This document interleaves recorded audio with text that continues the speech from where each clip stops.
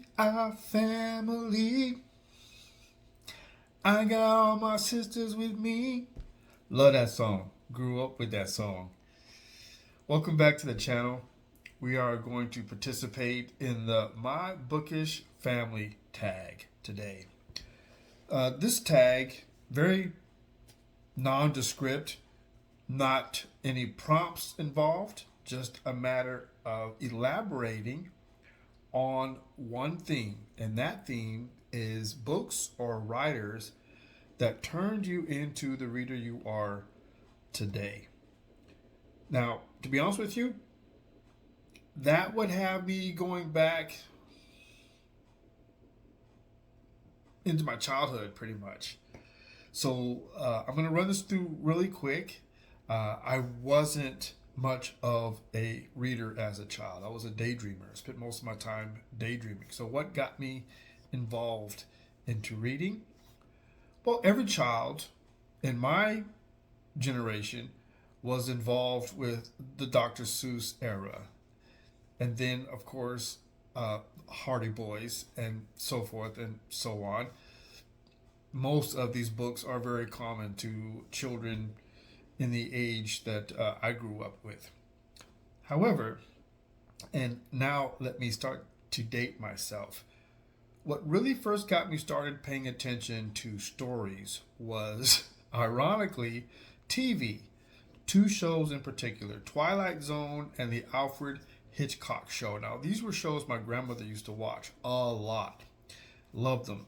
Grew up on them. And it gave me an appreciation for creative storytelling.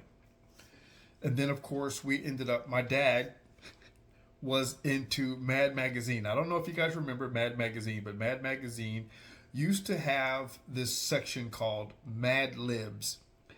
And, of course, they would find a way to present you with a couple of answers that you choose from without knowing what the theme or topic is. They just give you a bunch of questions. You answer the questions.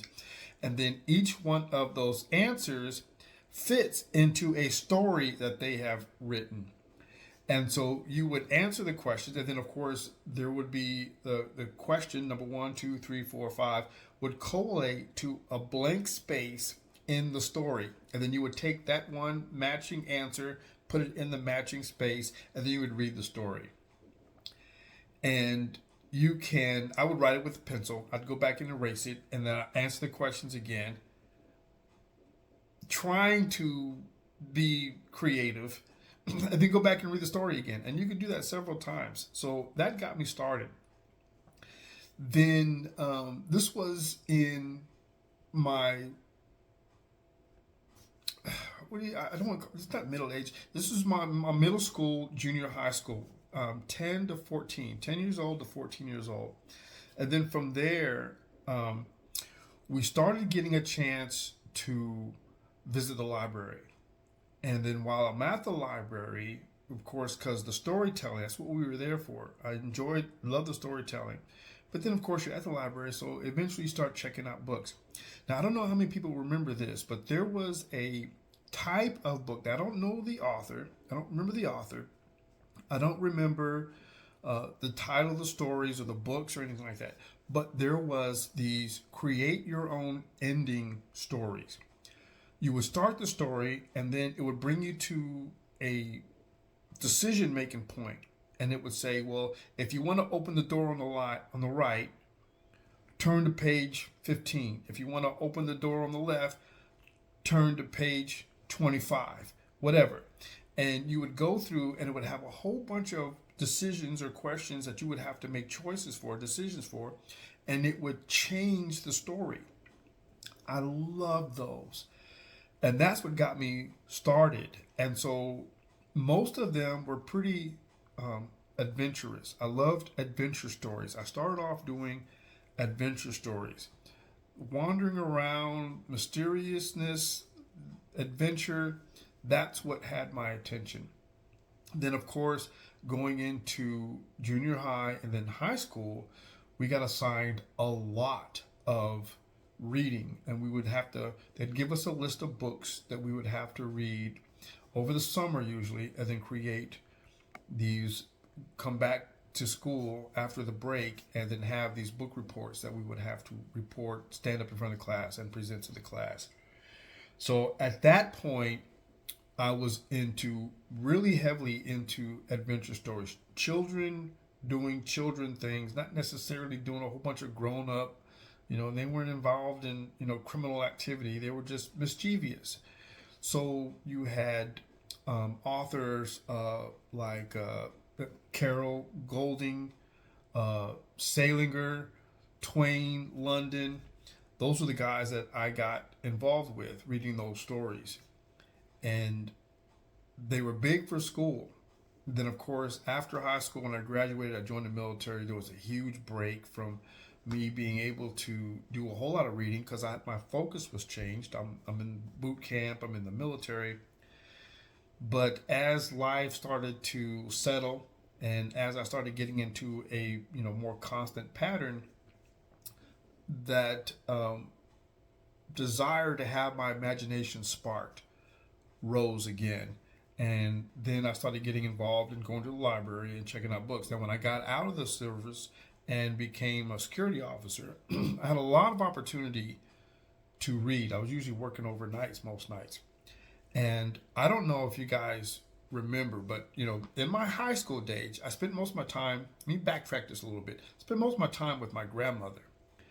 And my grandmother had, because of my grandfather, of course, Jet magazine. And of course, I started turning to the center page because they had the beauty of the week. But Jet magazine started releasing short stories. Then TV Guide. I don't know if you guys remember TV Guide, but TV Guide started releasing short stories in these little paperback pamphlets. And then you had Publishers Weekly and you had Reader's Digest. Let me date myself just a little bit. Reader's Digest. Now, you can probably still find them to this day, find them, these antiquated Reader's Digest books. They came in paperback, but they would have a collection of short stories, 3-4 short stories in a little small paperback binding. And those were really, really, really heavy on what got me reading, got me attention to read, looking forward to it. I'm waiting for the next Reader's Digest to hit our doorstep, waiting for the next TV Guide release, because my grandmother had these things. She loved stories, even the stories on TV, General's Hospital, that kind of thing.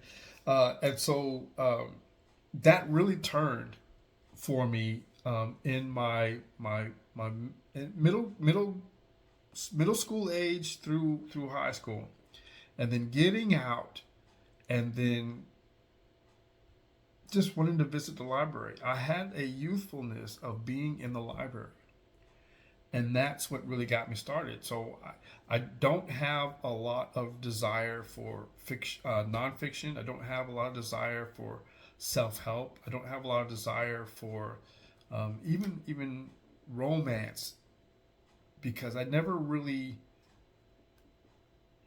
had any creativity. I didn't have a need for more creativity in those areas. I was doing well. I thought I knew what I was doing. I was always set in my ways. What I wanted was to be able to break away from reality. And that's where fiction came involved. And I slowly had turned into away from adventure. I still love adventure, but I have turned away from adventure and into just, I guess, an adjustment. So it wasn't really like a big decision to make.